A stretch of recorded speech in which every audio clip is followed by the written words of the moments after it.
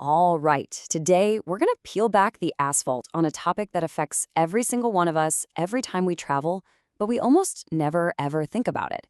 It's the hidden science that is literally keeping you safe and on the road. So let's get right into it. So let me just ask you a question. What do you think is the most overlooked safety feature on our roads? No, it's not the seatbelt. It's not your airbags or the anti-lock brakes. It's something way more fundamental. Something we're looking at the entire time we're in a car, but we don't really see it. Believe it or not, it's the ground beneath your wheels. That's right. The actual road surface is one of the most critical, highly engineered safety systems out there. It's not just a flat surface. It's a dynamic system designed with one main goal: keeping you in control of your vehicle. So for our first section, we're going to explore this very idea, what we're calling the unseen grip. We're going to look at why the specific makeup of the pavement is so incredibly important for your safety, especially when the weather turns, and things get a little slick out there. And look, this isn't just a nice theory. It's a core principle of civil engineering.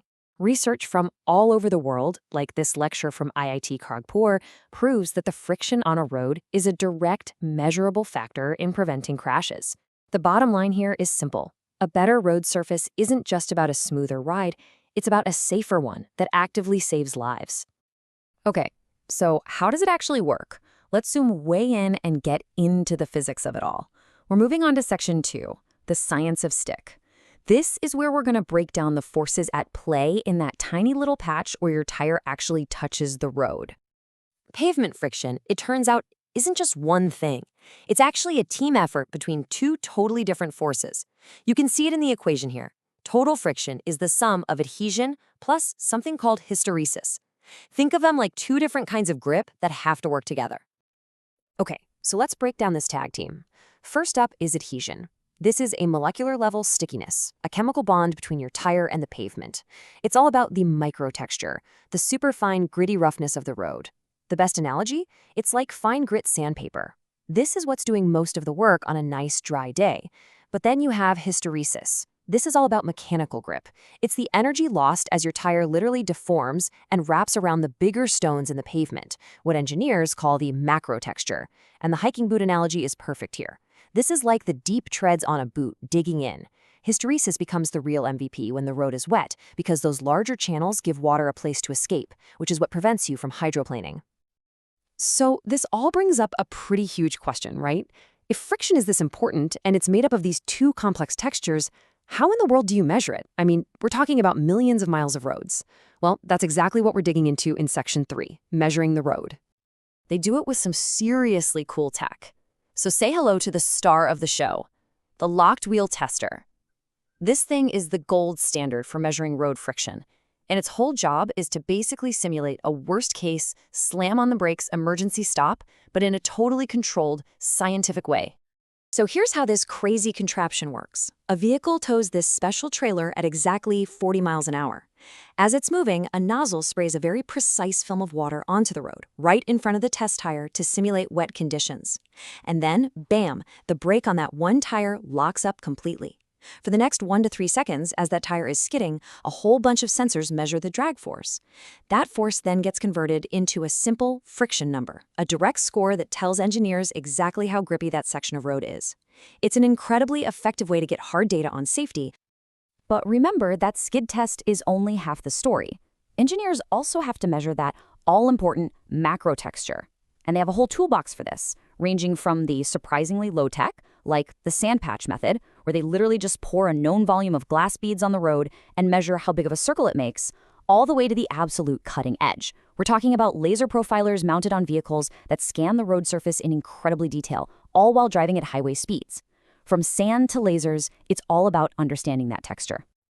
All right, so you've collected all this incredible data: friction numbers, texture depths, laser scans. Now what? What do you do with it? Well, now we zoom back out to the big picture with section 4, managing safety. This is all about turning that raw data into real-world action.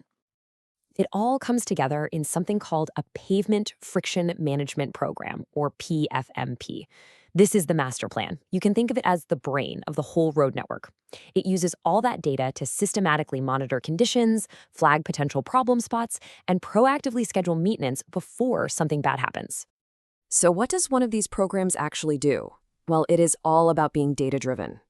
It takes the friction data and lays it over the data for wet weather crashes to find dangerous patterns. It identifies high-risk locations that need extra attention, like sharp curves or busy intersections. And most importantly, it sets clear thresholds, basically a line in the sand that says, okay, the friction here has dropped to this level, it's time for us to intervene. The whole system is designed to be proactive, not reactive. Now, if you think this is critical for a highway, just imagine an environment where the speeds are way higher, the vehicles are way heavier, and the consequences of a skid are, well, even more catastrophic. For our final section, we're going to talk about airport runways. You see, on a runway, the single biggest enemy of friction isn't just rain or snow, it's rubber. Every single time a plane lands, it leaves a deposit of rubber from its tires right in the touchdown zone. Now, multiply that by thousands and thousands of landings, and that buildup can literally pave over the runway's texture, making it dangerously slick. Because of this, the FAA does not leave anything to chance. They have this super clear classification system for friction. When a runway is new or freshly grooved, it's up there in that high friction zone. As it gets used, it might drop into the maintenance planning level. That's like a yellow light telling the airport, hey, you need to start keeping a close eye on this.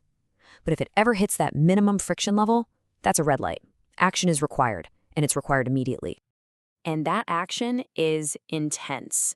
To keep these runways safe, maintenance crews use some incredibly powerful techniques to strip that rubber off and restore the pavement's texture. We're talking about high-pressure water blasting, strong chemical solvents, even abrasive shot blasting. It's a constant active battle to maintain the grip that every single flight absolutely depends on.